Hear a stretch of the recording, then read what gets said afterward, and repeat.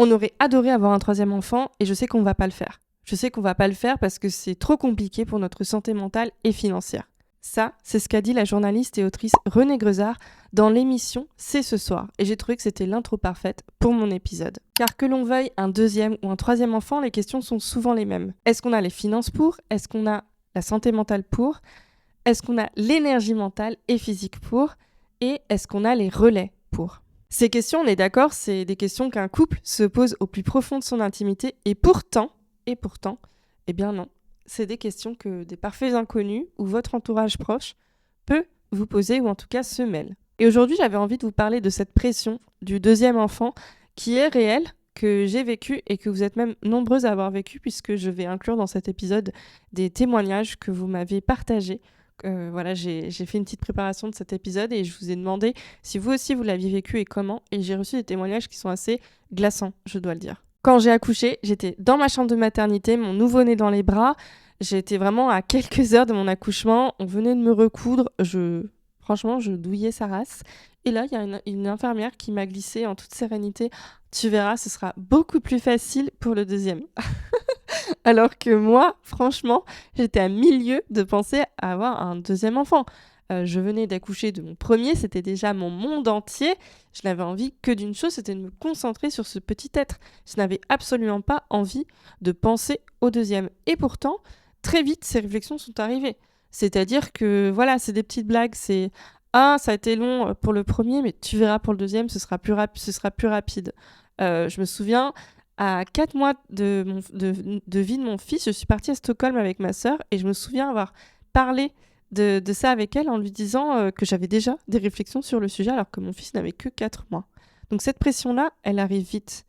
Et franchement, c'était compliqué pour moi de le vivre parce qu'en fait, mon fils, il avait que 4 mois et j'étais déjà tellement bouleversée dans ma vie que j'étais à milieu d'avoir l'espace mental pour réfléchir au deuxième et pourtant on m'imposait cette réflexion-là de par les réflexions extérieures que j'avais pu recevoir, que ce soit de ma propre famille ou d'amis ou de mon entourage proche ou même de parfaits inconnus.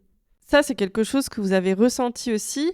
J'ai le témoignage de Morgane qui m'a dit être tiraillée entre rire et larmes après la naissance de son premier, puisqu'en fait, on n'arrêtait pas de lui demander quand est-ce qu'elle allait en avoir un deuxième. Et elle, c'était effectivement quelque chose qu'elle se demandait, mais enfin, son premier était déjà, je cite, hardcore, un petit bébé, un petit bout de chou qui était assez intense à gérer. Et pour elle, c'était compliqué en fait de se mettre dans la tête est-ce que j'ai envie d'un deuxième ou pas. Et elle me dit qu'elle avait constamment envie soit de les remballer violemment, soit de rire. Et surtout, ce qu'elle souligne dans son témoignage, c'est qu'en fait, avec cette réflexion-là, de est-ce que tu en veux un deuxième ou c'est pour quand le deuxième, elle a l'impression, et je partage son avis, qu'on minimise le fait d'avoir un enfant. C'est-à-dire que avoir un enfant, c'est facile. Avoir un enfant, s'occuper d'un enfant, c'est facile, t'as qu'à en faire deux. Et en fait, c'est vrai. Cette réflexion-là, c'est comme si on disait qu'avoir un enfant, c'était facile, alors que non, c'est pas facile. Enfin, ça demande beaucoup, beaucoup de choses, beaucoup de responsabilités, de temps, d'énergie, d'amour, évidemment. Mais en plus, quand le bébé ne dort pas, c'est une toute autre maternité. Et j'ai un autre témoignage, celui d'Anaëlle, qui m'a profondément marquée, parce que dès les 6 mois de sa fille, les premières remarques ont commencé. Ah, mais tu l'allaites encore. Et puis les remarques, attention, vous allez voir, hardcore. Hein. Tu l'allaites encore. Tu fais du cododo. Il faut que tu passes ta fille dans un autre lit pour avoir de l'intimité avec ton mari si tu en veux un deuxième. What? Enfin, c'est super déplacé comme remarque. Et ce que l'on ne savait pas, c'est qu'elle venait de faire une fausse couche. Et on insistait avec ces remarques de « Et pour toi, c'est pour quand un deuxième ?» Surtout quand, autour d'elle, dans sa famille, il y a eu une autre grossesse. C'est pour ça que ces réflexions-là, c'est compliqué à encaisser quand on est maman, parce qu'en fait, vous ne savez pas.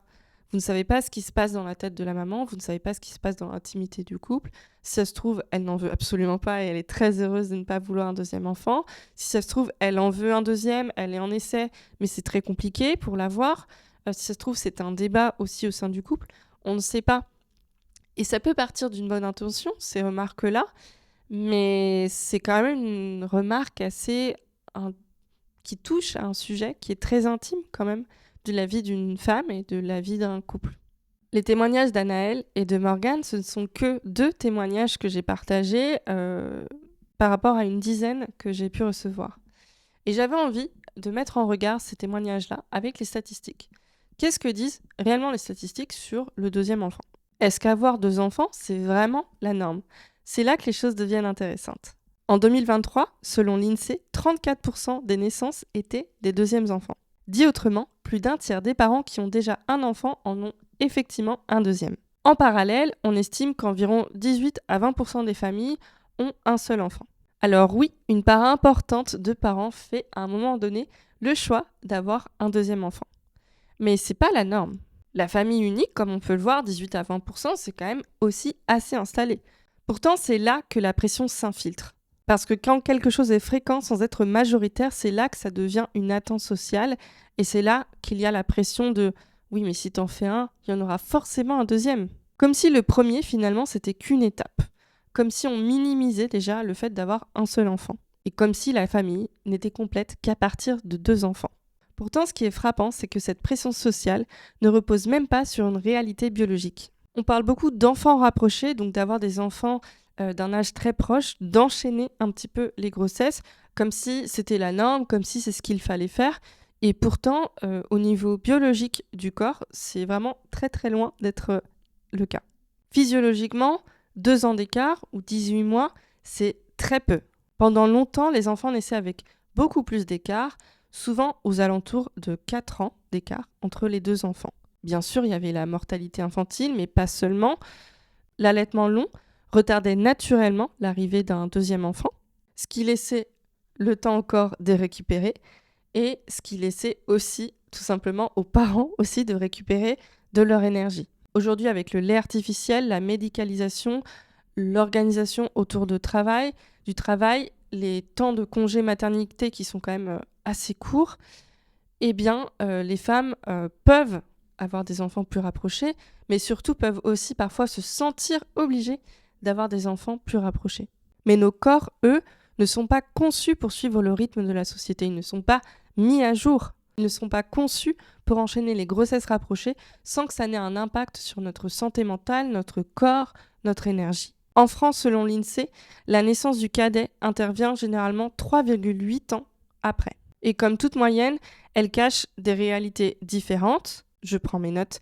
Dans un tiers des cas, le deuxième enfant arrive 1 à 2 ans après le premier, et dans un autre tiers, il arrive plutôt 4 à 6 ans plus tard. Autrement dit, il n'y a pas un bon timing, il n'y a pas des normes, il y a des rythmes, des corps, des histoires et des contextes de vie.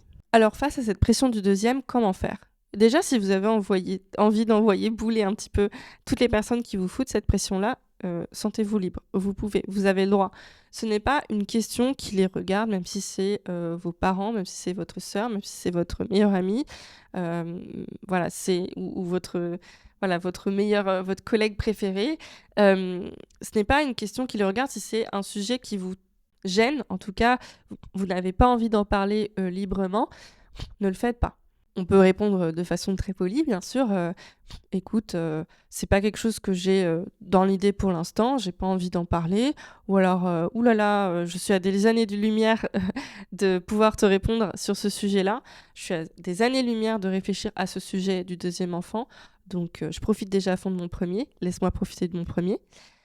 Et déjà, c'est des réponses qui peuvent arrêter net les discussions. Et si, parce que j'ai des copines, c'est le cas, on te fait la remarque de « ouais, mais il y a l'horloge biologique, là, faudrait se… » Bah, tu leur dis « écoute, si toi, t'es concerné par ton horloge biologique, t'as qu'à peut-être faire des enfants aussi. Et puis, voilà, tu me diras ce que t'en penses. » Mais cette pression du deuxième, elle est aussi interne, elle n'est pas que externe. Et typiquement, c'est quelque chose que je vis personnellement en ce moment. Et j'ai envie de vous partager mon ressenti de façon tout à fait transparente, sincère, vulnérable, parce que c'est un sujet qui est quand même très très intime. Et en fait, c'est vraiment pas évident, parce que ça peut peut-être même répondre à des personnes qui se posent la question et qui posent la question à d'autres gens. Quand est-ce que tu vas avoir un deuxième enfant ? En fait, quand tu poses cette question-là, tu te rends pas compte de ce que tu génères chez une femme, à la femme à qui te pose cette question-là. Moi, la question du deuxième enfant, qu'est-ce que ça génère pour moi ? Ça génère ça fait 2 ans que j'ai pas dormi de nuit complète. Donc, est-ce que c'est le moment d'avoir un deuxième enfant ? Et puis là, même si on n'a pas dormi depuis 2 ans, c'est un moment où mon fils, il grandit, il devient un peu plus autonome, c'est sympa, on a une routine. Est-ce que c'est le moment de tout chambouler avec un nouveau-né? On adore le voyage, ça fait 2 ans qu'on n'a presque pas voyagé, là on pourrait revoyager. Est-ce qu'on a envie de tout rechambouler avec un nouveau-né? On a emménagé à Paris, dans une nouvelle ville depuis 1 an. C'est une ville qui est très chère. Avoir un appartement avec 2 chambres, c'est le parcours du combattant. Est-ce qu'on a envie d'avoir un nouveau-né et de rechambouler tout ça? C'est énormément de questions. Et là, je ne parle que pour le plan personnel, parce que je suis entrepreneur, et l'entrepreneuriat, c'est les montagnes russes constamment. Là, le projet, c'est avoir assez de sous, avoir une stabilité financière et économique pour pouvoir payer les charges de mon foyer, mais aussi pouvoir offrir des vacances, offrir des week-ends, offrir des restaurants, vivre le style de vie qui me convient, et offrir aussi un beau style de vie à mon fils, pouvoir lui offrir des cadeaux, des vêtements, pouvoir le gâter comme je le souhaite. Si on a un autre bébé, ça veut dire un autre poste de dépense. C'est horrible à dire, mais c'est ça. C'est ça un autre enfant aussi. C'est évidemment de l'amour infini, mais c'est aussi toute une charge mentale, une logistique, une organisation, et une organisation financière qui est indispensable à prendre en compte quand on est à son compte. C'est pas une décision à prendre à la légère, c'est quelque chose qu'on ne peut pas annuler. On ne peut pas revenir sur sa décision une fois que c'est enclenché, une fois qu'on est en route vers un deuxième bébé. Mais tout ça, c'est des éléments très rationnels, mais c'est aussi très irrationnel. C'est-à-dire que moi, je passe mes journées à regarder des photos et des vidéos de mon fils bébé, nouveau-né. Je passe mes journées à me souvenir à quel point j'ai adoré être enceinte. Et c'est ce combat permanent entre les deux. Et c'est horrible, en fait. Donc, poser cette question-là, moi, personnellement, ça me fait vivre un combat interne qui est très fort, parce que émotionnellement parlant, j'ai envie de te dire, bien sûr que j'ai envie d'un deuxième enfant. J'adore les bébés, j'adore mon fils, j'ai adoré être enceinte, j'ai trouvé ça génial, j'adore la phase nouveau-né, ils sont tellement choux. J'aimerais tellement pouvoir lui offrir, entre guillemets, j'ai pas de meilleur mot, mais un petit frère ou une petite sœur. Je trouverais ça génial. Ça, c'est la réponse émotionnelle. Mais en face, la réponse rationnelle, c'est je suis déjà paumée sur ma maternité actuelle des fois. J'apprends au fur et à mesure, et c'est pas tous les jours facile. Je douille quand même pas mal. Je suis très très contente de la complicité que j'ai avec mon fils. Est-ce qu'avoir un deuxième enfant, ça va la changer?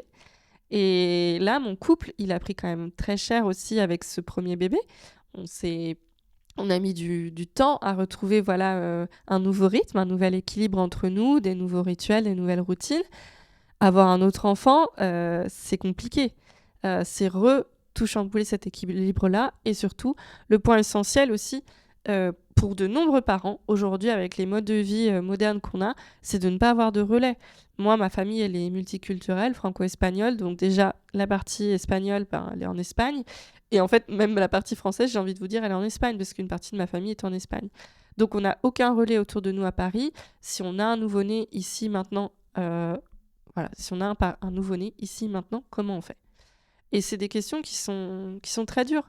Alors, j'ai pas envie de vous donner la réponse à cette réflexion-là, en tout cas, pas définitive, mais c'est vrai que pour l'instant, on va souffler, on va essayer de garder la tête hors de l'eau, et de profiter de ce qu'on a pour le moment. C'est une réflexion qui est toujours en cours. Ça veut pas dire oui, ça veut pas dire non. Mais c'est compliqué, c'est vraiment compliqué, et parfois il y a des jours où on en discute et je rigole en disant aujourd'hui c'est non. Aujourd'hui non, je pourrais pas. Et tout ça pour dire que je partage très très pudiquement, très sincèrement cette réflexion-là, mais j'ai vu sur Instagram Clémentine qui s'appelle So Girly, c'est une créatrice de contenu qui vient de faire une vidéo très similaire sur le sujet. Et en fait, c'est exactement ça. C'est si tu demandes à une jeune femme, à une jeune maman, émotionnellement parlant, elle va te dire bien sûr que je veux un deuxième enfant. Rationnellement parlant, elle va te dire je sais pas. Et donc c'est une pression qui est externe, mais qui est aussi interne. Et j'ai envie de vous dire, jeune maman, si vous vivez cette pression-là, déjà, parlez-en avec votre partenaire. Il faut éclater la bulle, il ne faut pas vivre ça. Et ensuite, c'est un process aussi quand même long terme, j'ai envie de vous dire. Même s'il y a l'âge, même s'il y a l'horloge biologique, comme on l'appelle, Déjà, c'est pas forcément vrai. J'ai des amis qui ont eu des enfants à 40 ans et plus et qui sont très bien portés. Mais il faut être sûr à 100% de son choix. Et c'est un choix merveilleux que d'avoir des enfants, d'en avoir un. C'est aussi très bien. Il y a plein de familles qui n'ont qu'un seul enfant et qui sont très heureuses. Et c'est pas parce qu'on attend un petit peu de la société d'avoir 2 enfants qu'il faut qu'on ait 2 enfants. Je pense que l'important, c'est de donner aux enfants qu'on a l'amour qu'on a envie de leur donner et, et l'amour qu'on a et l'énergie qu'on a. Et si c'est un enfant, c'est très bien. Si c'est 2, c'est génial. Si c'est 3, c'est génial. Si c'est 4, vous êtes des warriors. Là, à l'heure actuelle, j'ai qu'un enfant et je suis très fière d'en avoir qu'un. C'est tout pour l'épisode du jour. Bise Mama sur la pression du deuxième. Un épisode où j'ai essayé de vous apporter des réflexions, des témoignages d'autres auditrices, aussi des données. Et bien sûr, mon vécu personnel, ce n'est pas une science infuse, c'est mes réflexions sur le sujet très épineux de la pression du deuxième enfant. N'hésitez pas à me dire ce que vous en avez pensé. Voilà, c'est un sujet qui est très touchy, donc c'est la première fois que je pense que je touche à un sujet aussi épineux sur le podcast. Et je suis fière de pouvoir en parler avec vous aujourd'hui. Si vous avez d'autres sujets que vous aimeriez voir ici, un peu en débat, en réflexion sur le podcast, écrivez-les-moi en commentaire. N'hésitez pas à mettre 5 étoiles au podcast sur Apple, Spotify, Deezer s'il vous a plu, à nous suivre aussi, à vous abonner sur les plateformes de podcast, à me suivre sur Instagram, @bizandbibs. Et merci en tout cas pour votre écoute. Si vous avez écouté l'épisode précédent sur le Uncut, Bizandbibs est un peu en remodelage, réflexion en ce moment. Donc voilà, ça me touche beaucoup de revenir à ce micro et de vous partager cet épisode-là. Allez, à très vite. Ciao!